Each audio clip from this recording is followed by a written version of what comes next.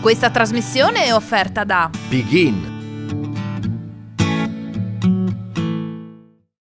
Puntata speciale di Friuli Economy, ci troviamo al Vinitaly, ci troviamo nello stand del Friuli Venezia Giulia, quello dell'ERSA, dove stanno circa 110 espositori collettivi più altri 60 che sono in stand individuali. Intervisteremo diverse personalità, anche diversi ospiti istituzionali. Alfonso Di Leva, anche a te una battuta perché siamo qua assieme. Uno spettacolo incredibile, tenteremo un reportage dal vigneto del Friuli Venezia Giulia, ma subito la sigla e dopo l'assessore all'agricoltura Stefano Zannier.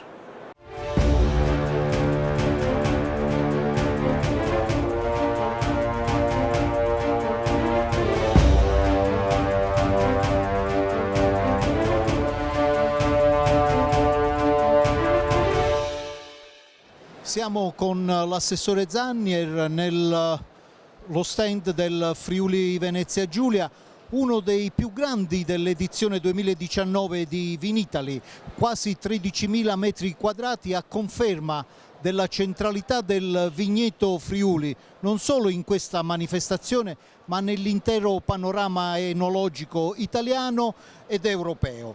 Assessore Zannier, questa attenzione dell'Italia e dell'Europa verso il vigneto Friuli si sta traducendo anche in una maggiore presenza di operatori del settore nella nostra regione, che non solo acquistano vigneti ma anche addirittura intere cantine.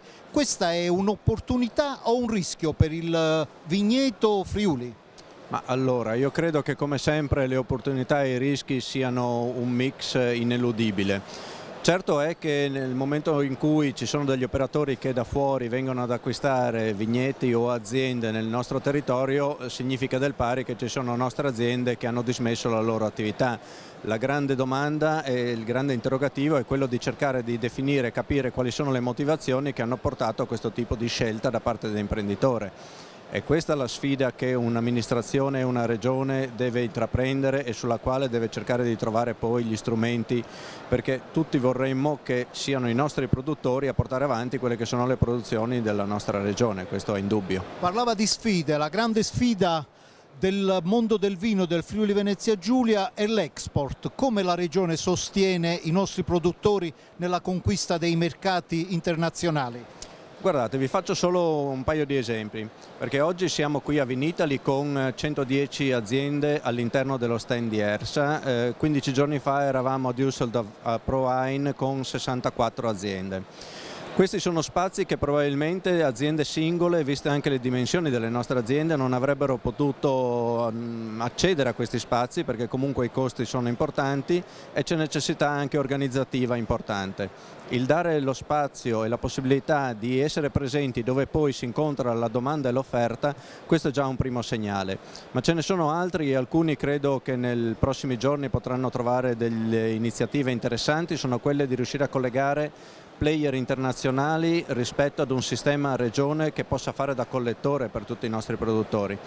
Perché l'export è interessantissimo, è importante, è indispensabile, ma comunque è un mercato sempre difficile, un mercato dove c'è necessità di strutture di preparazione per le aziende e forse su questo abbiamo necessità di essere un supporto sempre più forte per riuscire a fare anche da collettori a delle attività che non sempre sono gestibili singolarmente. A che punto siamo per la tutela della ribolla gialla?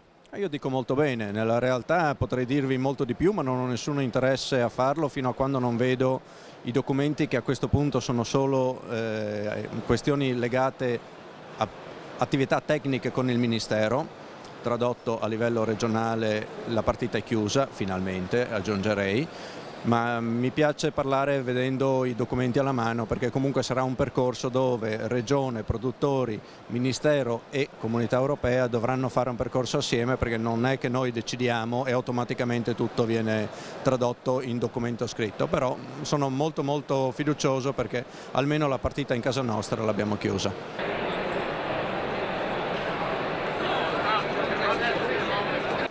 Ci troviamo sempre all'interno dello stand dell'ERSA, siamo scesi dal primo piano dove abbiamo intervistato l'assessore Zanier al piano terra. Siamo in compagnia con il direttore di Promoturismo FVG, il dottor Gomiero. Gomiero, prima l'assessore ha parlato del fatto che i vini friulani vadano venduti a un prezzo maggiore perché come qualità sono già al top. Cosa farà Promoturismo FVG per far sposare la qualità dei nostri vini con la storia, con anche la cultura che c'è in Friuli Venezia Giulia, cercando di creare un pacchetto unico che metta appunto assieme vino, turismo, storia e cultura? È una sfida che ci riempie d'orgoglio perché noi dal primo di gennaio abbiamo la responsabilità della promozione enogastronomica insieme a quella turistica. Direi che è una visione corretta della giunta regionale che è stata confermata anche da qualche convegno recente. Sempre più il vino diventa un motivo del viaggio, diventa l'elemento trainante del viaggio che poi si completa con altre esperienze. Questa è una traiettoria di cui dobbiamo tenere presente per lo sviluppo del nostro turismo. Abbiamo visto che il turismo enogastronomico è un turismo ricco. Abbiamo visto di recente dei casi in cui chi si muove per enoturismo resta più giorni della media degli altri segmenti. Infatti in questo Friuli Venezia Giulia sarebbe perfetto perché è anche una bella terra, storia, cultura. È esattamente questo. Noi mediamente abbiamo una presenza di 3,5-3,6 giorni per ogni arrivo di turisti. Ecco, a noi ci piacerebbe incrementarlo. L'enoturismo diventa un elemento di maggiore fidelizzazione. A quanto vorreste arrivare? Non ci siamo dati degli obiettivi, però magari pensare ad arrivare per alcuni segmenti ad avere più giorni, anche avvicinarsi alla settimana, questo diventerebbe importante. Per quali segmenti? Parliamo di segmenti soprattutto di chi ha più tempo. Oggi la Silver Economy, ovviamente chi ha a disposizione qualche denaro in più tempo in più, può fruire più lentamente del nostro territorio ed è per quello che ad esempio accanto a questa strategia dell'enogastronomia noi stiamo sviluppando la parte di bike, la parte soprattutto di electric bike, che diventerà un modo più slow, più interessante per fruire del nostro territorio.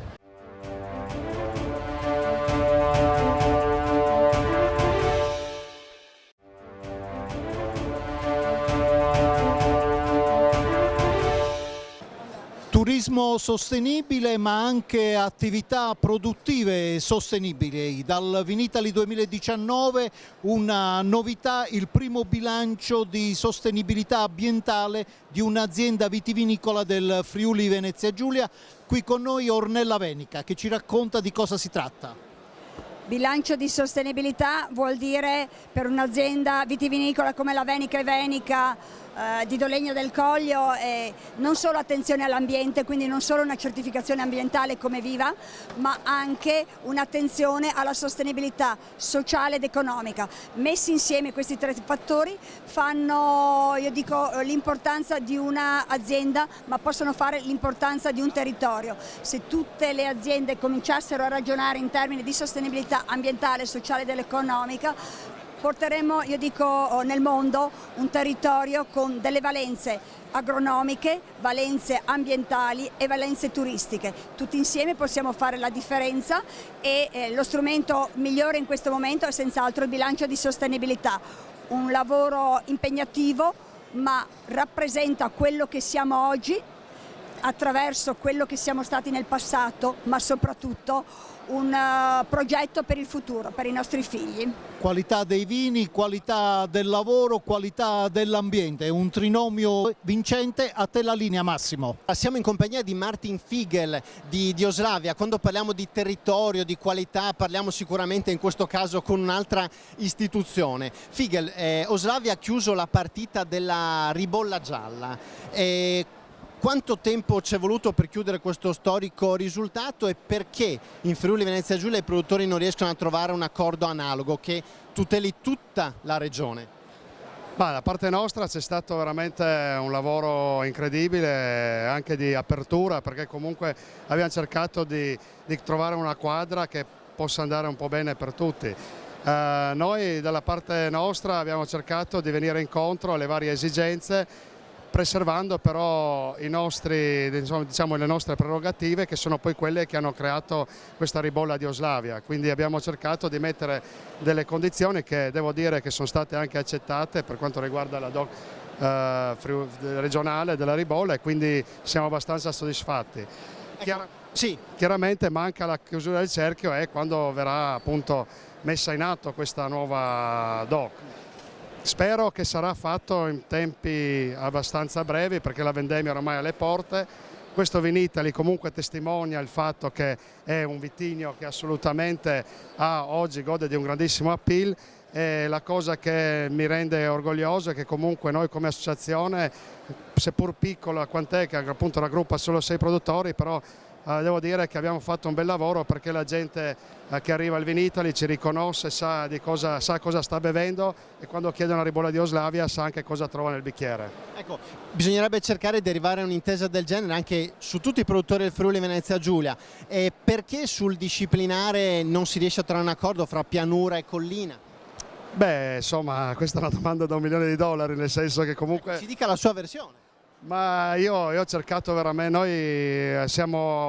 noi per dire di Oslavia, o comunque la nostra associazione non teme nessuna concorrenza né della pianura né della collina, perché comunque essendo produttori di questo vitigno da più di 50 anni, da sempre, siamo sul mercato con le nostre ribolle da sempre, quindi la nostra clientela ci riconosce benissimo, sa appunto, come dicevo prima, cosa beve nel bicchiere, quindi per noi, quando siamo andati sui vari tavoli di discussione, abbiamo sempre avuto un'apertura verso tutti. Non è quello il problema. Qual è il problema? Il problema è che bisogna un po' affrettarsi, perché la vendemmia è alle porte e sarebbe bello partire con un intento di vedute per essere ancora più poi sicuri di noi stessi e più forti anche sul mercato.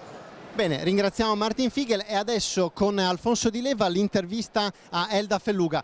C'è un trinomio vincente che è vino, territorio, cultura, ed è particolarmente vincente in un'area come quella del Friuli Venezia Giulia. È vero, ne parliamo con Elda Felluga, la presidente del Movimento del Turismo del Vino.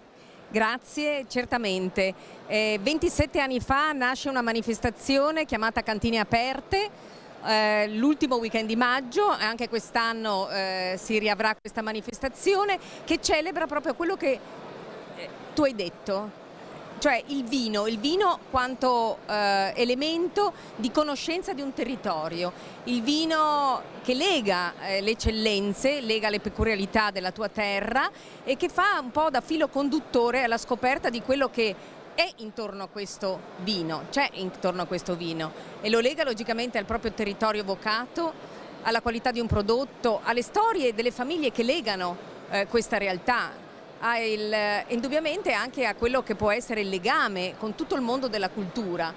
Il Movimento Turismo del Vino da 27 anni obiettivamente come filosofia e come obiettivo è esattamente questo: valorizzazione del vino e valorizzazione del proprio territorio. Diciamo che il Movimento del Turismo del Vino del Friuli Venezia Giulia ormai da più di un decennio si fa conoscere in Italia, in Europa, nel mondo per un'iniziativa particolare che è Spirito di Vino. Spirito di Vino nasce proprio per un incontro invece di cultura allargato, sì vino, sì qualità, sì valorizzazione del territorio, però anche aprirsi al mondo della cultura, anche aprirsi a un mondo che in fondo non è così palpabile, non ha il bicchiere così in evidenza, ma tutta una storia legata a quello che può essere la satira collegata al vino. E quindi nasce 20 anni fa proprio questo concorso per giovani vignettisti chiamato appunto Spirito di Vino.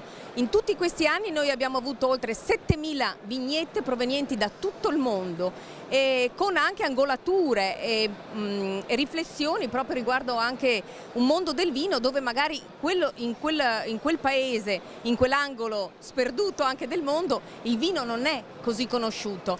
E nascono veramente dei rapporti e delle incredibili, ecco, che ti aprono delle riflessioni e dei confronti molto molto interessanti, e quindi siamo felicissimi ma siamo felicissimi di un lavoro che noi costruiamo tutto l'anno, che è di visite, che è di itinerari, che è di far conoscere appunto nella migliore maniera il proprio territorio, quindi questo è, quindi avvicinandoci anche all'enogastronomia, alla cultura del cibo, non solo cultura del vino ma anche cultura del cibo, quindi c'è un grande fermento, una grande attività intorno a quello che è il turismo del vino. Poi tu sai che è stata firmata la legge quadro sull'enoturismo dal ministro Centinaio e quindi siamo felicissimi che anche la regolamentazione di questo campo possa finalmente avere una sua definizione. Oggi tu entrerai in cantina, come entrare a visitare un posto, un luogo particolare, una galleria d'arte, un museo, eccetera, con la stessa bene o male approccio, con la stessa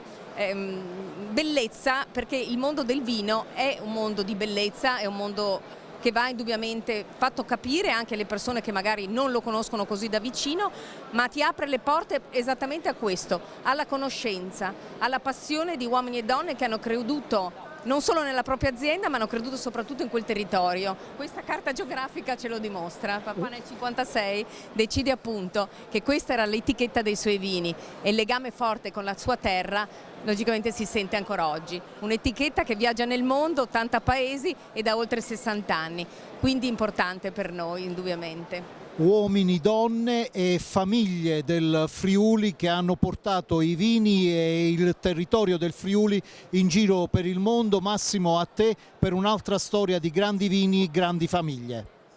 La Ribolla Gialla deve molto alla famiglia Collavini, abbiamo qui con noi il figlio di Manlio Collavini, Luigi Collavini. Collavini, quale via d'uscita vede per questa querelle sulla Ribolla? Cioè adesso manca, diciamo così, un disciplinare che metta d'accordo pianura e collina.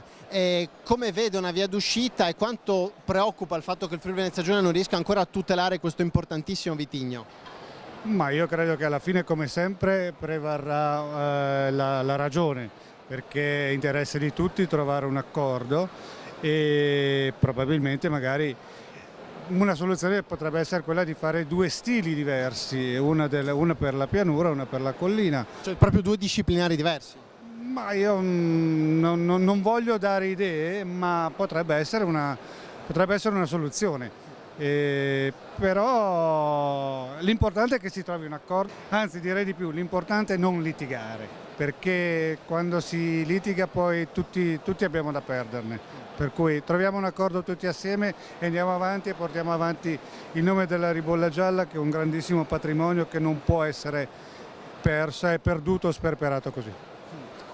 Certamente la qualità è importante, collina, pianura, idee diverse, la differenza è nella qualità, nella quantità, dove la vede?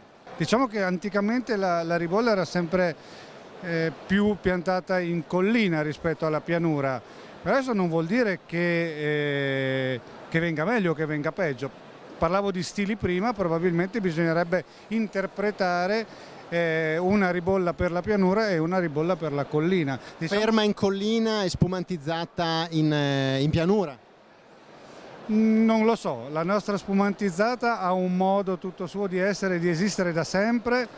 Festeggiamo quest'anno il 40° anniversario perché il papà è stato il primo ad avere l'idea di fare le bollicine con la ribolla. Poi bisognerebbe un po' capire, ecco, qual è il modo migliore di farla. Non lo so se sia giusto scindere così o se trovare un altro modo. Bisognerebbe sedersi al tavolino e pensarci, sì. Al più presto possibile però. Sì, la fretta è importante, ma meglio pensarci un attimo in più e trovare un accordo buono piuttosto che farsi prendere dalla fretta. Ecco, per cui, vabbè. Diamoci il tempo, ma soprattutto ci sono tanti tavoli, tanti bei posti in Friuli, sediamoci attorno a un tavolo, beviamoci una bella Ribolla Gialla e parliamone tutti assieme, dai.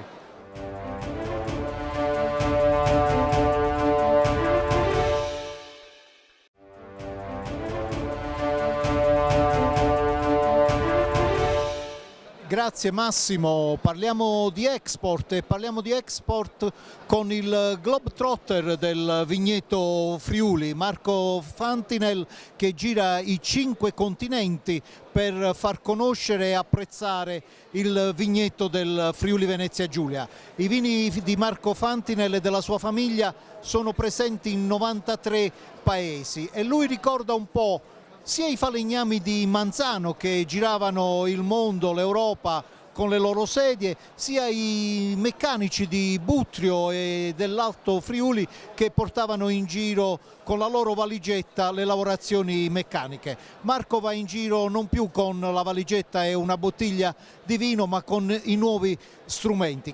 Come è vissuto all'estero il nostro vino? Beh, il Friuli innanzitutto è una regione che è tra virgolette nel mondo del vino eclettica, ovvero produce vini bianchi, quindi ha un'immagine per i vini bianchi che chiaramente nelle zone limitrofe alla nostra regione sono conosciuti, in Austria, in Germania, in Slovenia, nei Balcani, cioè il Friuli è comunque un riferimento per la qualità. Poi più ci si allontana e più le cose si fanno difficili, perché molto spesso mi capita ancora di dover spiegare dov'è la regione, il riferimento è sempre siamo vicino a Venezia, e per cui siamo veramente degli ambasciatori della nostra regione. Ma infatti Marco, mentre in altre realtà i territori trainano i vini, per il Friuli forse è vero il contrario, i vini fanno conoscere il territorio? Assolutamente, sono le aziende come la nostra, gli imprenditori vinicoli che nel nostro settore chiaramente hanno fatto conoscere la regione. Spesso mi capita di raccontare della regione dove si trova e fare educational a sommelier o addetti ai lavori del nostro settore chiaramente.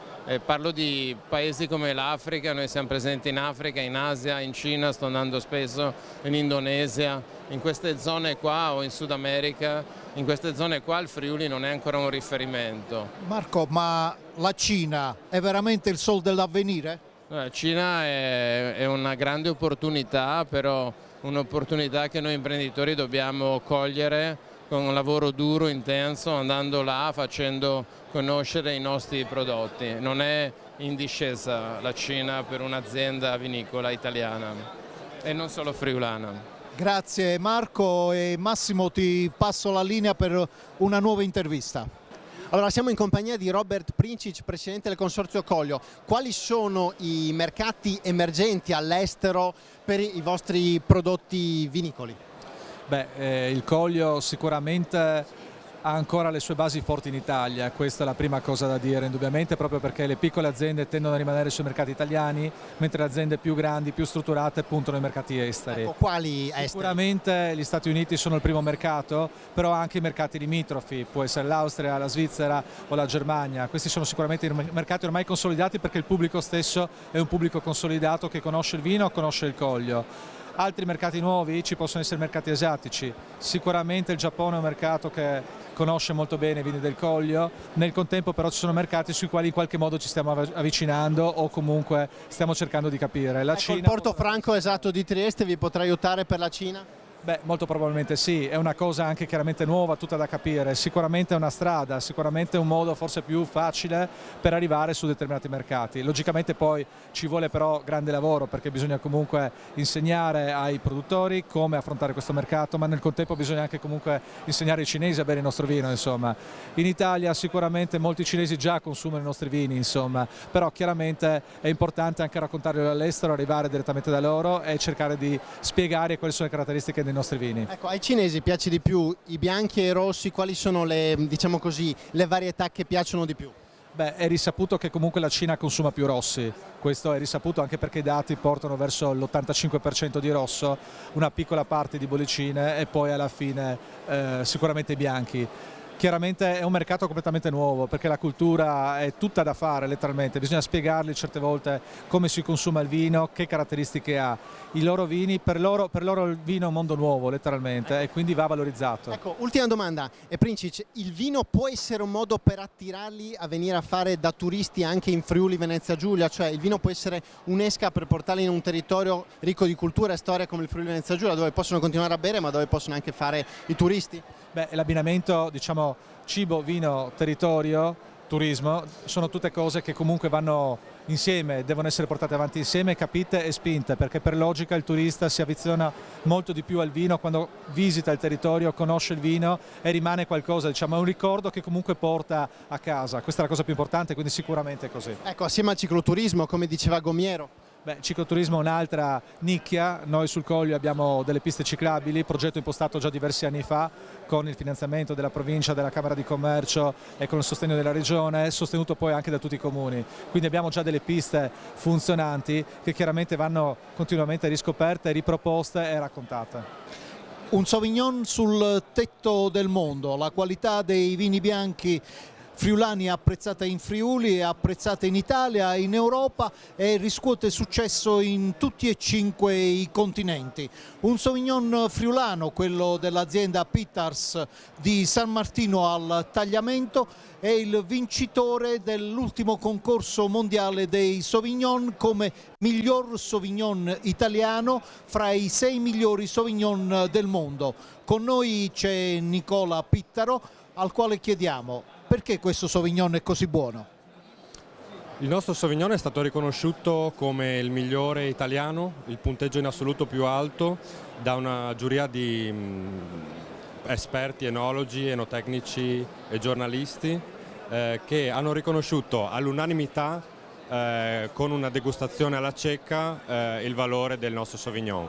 Assieme a noi altri Sauvignon friulani sono stati premiati a questo importante concorso internazionale, a ribadire la grande qualità dei bianchi friulani e soprattutto di una varietà così interessante e così ambita a livello internazionale che è il Sauvignon. Sauvignon Pittars è un po' il simbolo della partecipazione del Friuli Venezia Giulia al Vinitaly 2019. Altissima qualità, ma cosa bisogna fare per far percepire questa qualità al consumatore? Cosa bisogna fare perché il valore della qualità si trasformi in valore anche per l'azienda e per il territorio? Certo, noi continuiamo di migliorarci di anno in anno. Ogni vendemmia è una sfida per portare l'asticella sempre più in alto in tutte le pratiche che vanno dal vigneto alla cantina, ma anche a quello che poi segue, quindi anche l'accoglienza in cantina. Continuiamo a migliorarci e a mantenere un'identità molto forte di una famiglia friulana, di un'azienda friulana che persegue con tenacia i suoi obiettivi. Massimo, territorio, valore, qualità. A te la linea per scoprire ancora un nuovo angolo del vigneto Friuli. Grazie Alfonso, siamo in compagnia di Bellomo che è il presidente della Coop Casarsa. Quando parliamo di Coop Casarsa parliamo di grandi numeri. Quanti soci avete, presidente? 400. Ecco, e quanti ettolitri di vino avete prodotto nel 2018 e quante bottiglie? Ma noi lavoriamo 300.000 ettolitri e in qualche modo arriviamo intorno dai 23-25 milioni di bottiglie. Ecco, quali sono le varietà che la fanno un po' da padrona? Ma certo, nel nostro mercato ormai il Prosecco la fa da padrona insieme al Pinot Grigio. Poi ci sono tutte le varietà emergenti che possono essere la ribolla, altri prodotti nostri con marchi propri tipo delle cuvée e vini fermi classici. Ecco, la ribolla quanto fa come percentuale rispetto all'estero delle vostre produzioni come ettolitro oppure come numero di bottiglie? Ma come ettolitro incide un 1,5% sulla produzione totale, come bottiglie non ancora tanto perché il mercato è ancora tutto da costruire. Ecco, parlando di ribolla, insomma c'è questa querelle che va avanti ormai da anni e che tutti auspicano di trovare una quadra. Qual è la versione della pianura riguardo ai disciplinari? 2 disciplinari o un disciplinare? E soprattutto che tempistiche darsi per chiudere questa partita e tutelare questo importante vitigno? Beh, io penso che di parole ne siano state dette abbastanza. L'importante secondo me è in qualche modo capire che è un prodotto che deve affrontare il mercato, quindi che sia un disciplinare, che siano due disciplinari, io penso che sia un territorio che deve affrontare il mercato con questo prodotto. Ma che cosa significa affrontare il mercato? Sia più, diciamo... Sappiamo che abbiamo delle quantità che ormai sono notevoli perché gli impianti sono andati giù, quindi bisogna capire qual è il target corretto del prodotto, perché stiamo parlando di un prodotto chiaramente che è il classico vino fermo che producono delle zone storiche, ma che può essere un prodotto però emergente, che è lo spumante che produce la pianura. Ma come prezzo secondo lei si riuscirà ad aumentare il prezzo di vendita, visto che è un vino di qualità? Certamente è un vino di qualità, però è il mercato che fa il prezzo secondo me. Quindi abbiamo poco margine secondo lei di crescere come prezzo, adesso a quanto si attesta? Ma i prezzi di vendita di una ribolla si attesta sul mercato in base a che sia un canale Horeca o sulla GDO, prezzi leggermente superiori a quelli che può essere il Prosecco in questo momento, però i numeri non stanno dando in questo momento soddisfazione a questa tipologia di collocazione. Che cosa fare per aumentare questi numeri? Ma ci vuole, purtroppo bisogna che tutto l'apparato regionale si metta in qualche modo, produttori, regione stessa, a fare una politica che sia volta a promuovere questo prodotto nel mercato. Un'ultima battuta sull'export, quali sono i mercati emergenti al di là dei mercati tradizionali, ad esempio l'Asia oppure altri territori che ordinano sempre più prodotti della regione? Ma è chiaro che i numeri che l'Asia ha a livello di persone fa sì che tutte le aziende debbano tenere d'occhio questo tipologia di mercati. Noi stiamo avendo parecchia soddisfazione però su mercati nuovi europei che possono essere i Paesi Bassi, la Francia, quindi ci sono buone prospettive per il futuro. Bene, ringraziamo il Presidente Bellomo e ora di nuovo la linea ad Alfonso Di Leva per un'altra intervista. Grazie Massimo, siamo con Adriano Gigante, Presidente del Consorzio dei Consorzi del Friuli Venezia Giulia.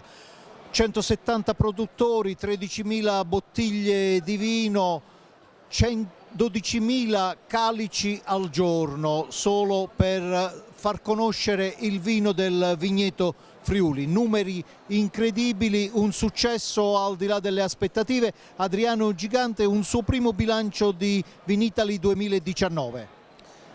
Credo sicuramente un grande successo. Credo che questo potrebbe essere veramente quello che dovrebbe insegnare ai produttori, che bisogna muoversi assieme. Io è da anni che sto cercando di lavorare su questo, di far credere ai produttori che i consorzi, ma il sistema regione assieme all'ERSA, Promoturismo, e oggi abbiamo fatto le strade del vino regionali, tutto il sistema che lavora, quando ci muoviamo assieme uniti abbiamo grandi risultati. E proprio questo è quello che ci dimostra il Vinitaly, essere qui presenti in massa. La qualità del Friuli, ne ho parlato in questi giorni al Vinitaly anche da parte di tecnici, di gente che conosce il mercato, sta dicendo sempre di più che il Friuli sta tornando quello che è la realtà dell'alta vocazione viticola.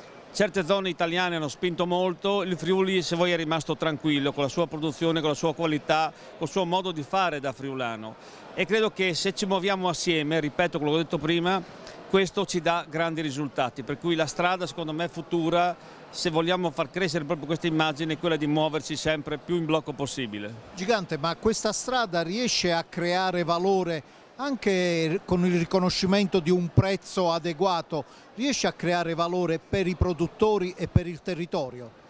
Allora, è l'unica forma, perché quello di per far crescere il valore del prezzo non può farlo un brand da solo, bisogna far crescere l'immagine del Friuli Venezia Giulia nel suo complesso, portando qualità, e non abbiamo alternative perché il Friuli con i suoi costi produttivi, col suo sistema non può fare concorrenza che produce numeri enormi, per cui l'idea del Friuli rimane, ma è quella che è nella testa dei consumatori, in primis italiani ma anche mondiali. Sempre di più c'è questa idea che il Friuli si può e si deve produrre qualità elevatissima, per cui questa è la strada. Consumatori mondiali, la via della seta sarà veramente una via percorribile per i vini del Friuli Venezia Giulia, magari attraverso il Porto Franco di Trieste? Abbiamo questa fortuna e usiamola.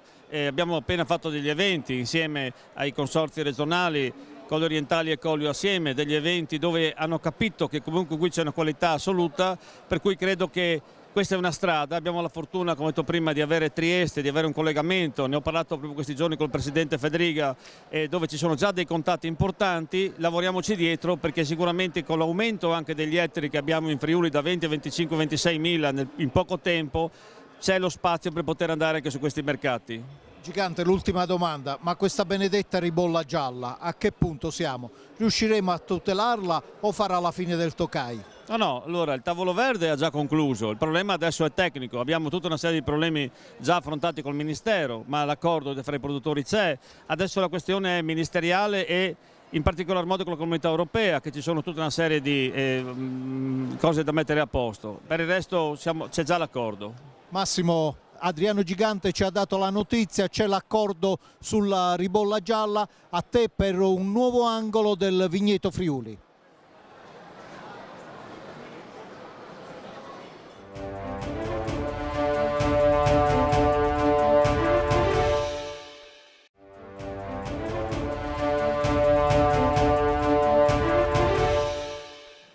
Nell'intervista che Alfonso Di Leva ha fatto all'assessore Zannier si parlava anche dei rischi e delle opportunità della cessione di imprese vitivinicole friulane ad aziende che vengono da fuori. Abbiamo proprio i protagonisti dell'ultima operazione, quella che riguarda Borgo Conventi. Siamo in compagnia del dottor Corso. In questa operazione di diciamo così, acquisizione lei vede dei rischi, delle opportunità, ce la descriva ai nostri telespettatori.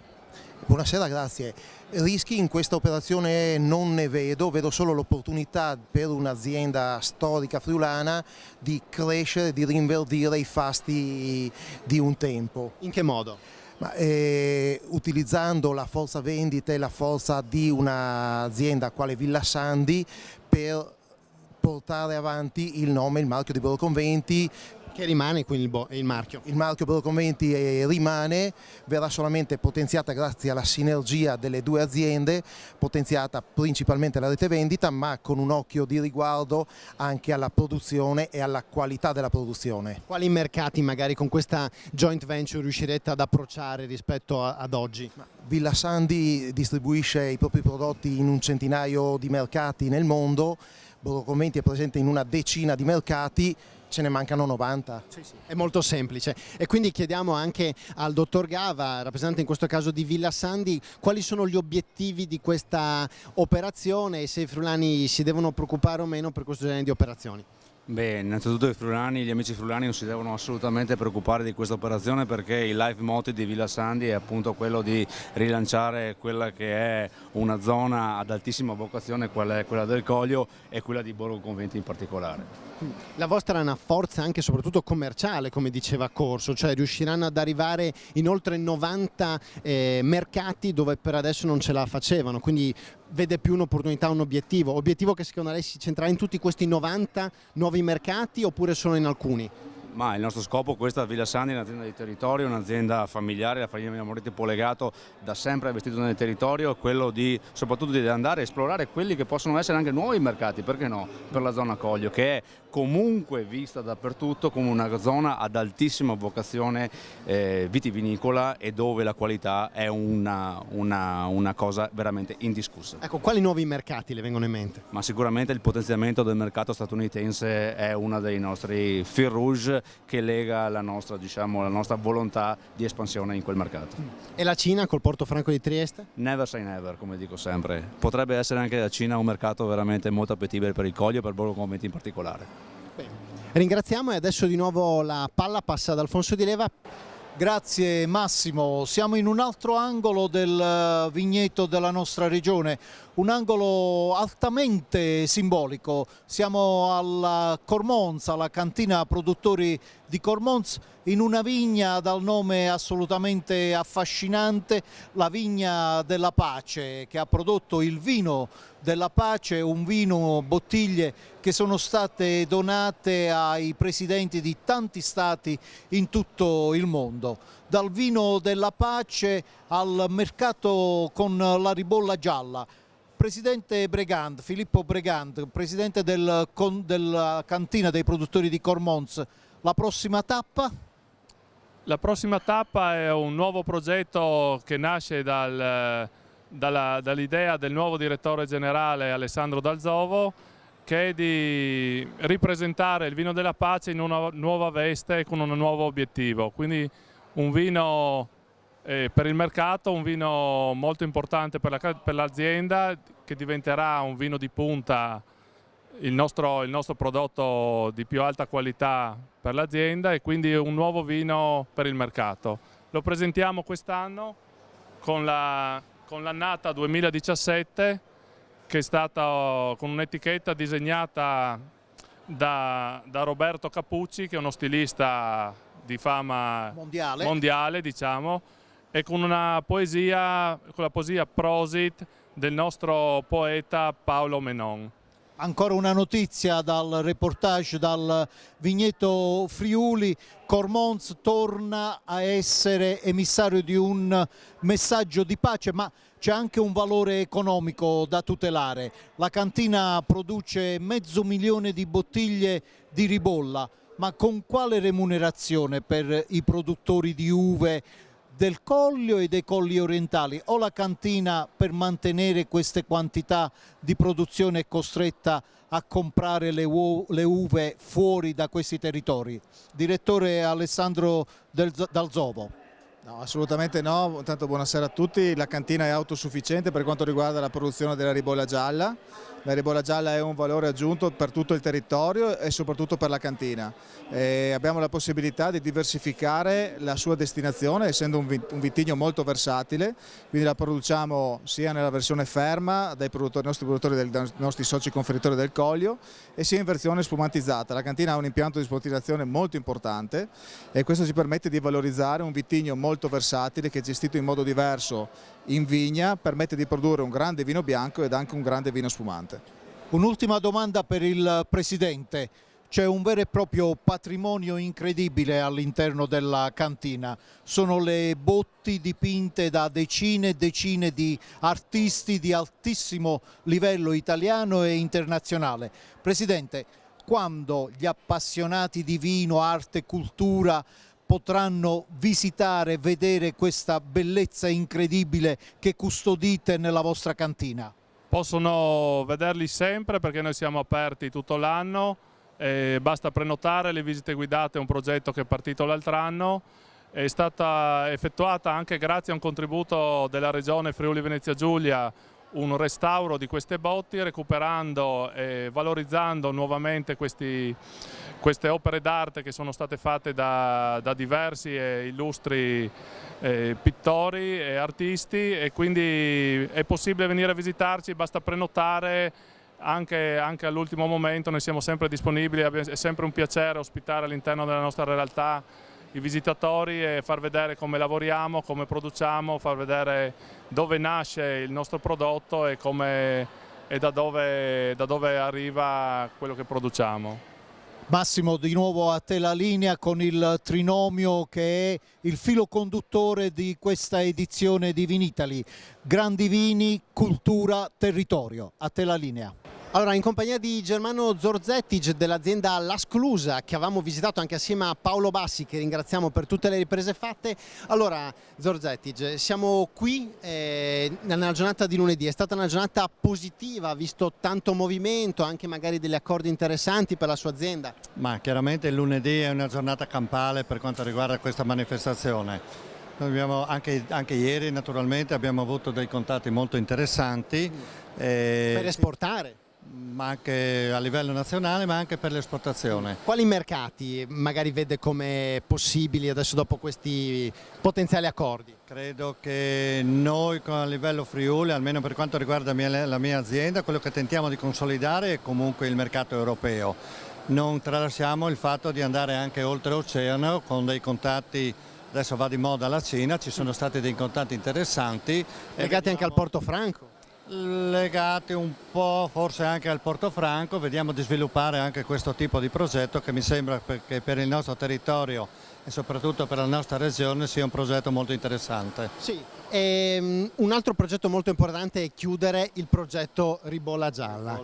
Ma la Ribolla Gialla, allora, si faranno 2 disciplinari o uno solo? E quando è che si chiude questa partita che è ancora purtroppo aperta? Ma la partita è ancora aperta, mi pare dalle ultime notizie che ho personalmente è che si è trovato un accordo naturalmente per un disciplinare solo. Per un disciplinare Ma che metterà d'accordo Pianura e Collina? Ma è chiaro, dobbiamo mettere d'accordo Collina e Pianura, scusate, e Collina, anche perché il territorio non è così vasto da poter comprendere due territori.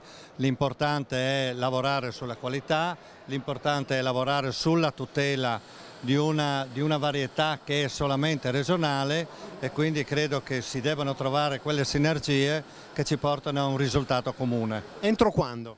Ma credo, adesso mi pare di aver capito che la palla è passata alla Regione. Io non so se per la prossima vendemmia 2019 abbiamo ottenuto il risultato finale, ma auspico e credo fermamente che per il 2020 sarà sicuramente operativo. Allora, con le parole positive di Germano Zorzetic concludiamo questo speciale al Vinitaly del vitigno Friuli Venezia Giulia. Un ringraziamento a Paolo Bassi e soprattutto anche ad Alfonso Di Leva, a tutte le persone che abbiamo intervistato qui e ci vediamo fra un'altra settimana per un'altra puntata di Friuli Economy, questa volta dedicata a Brovedani, Beantech e all'Industry 4.0.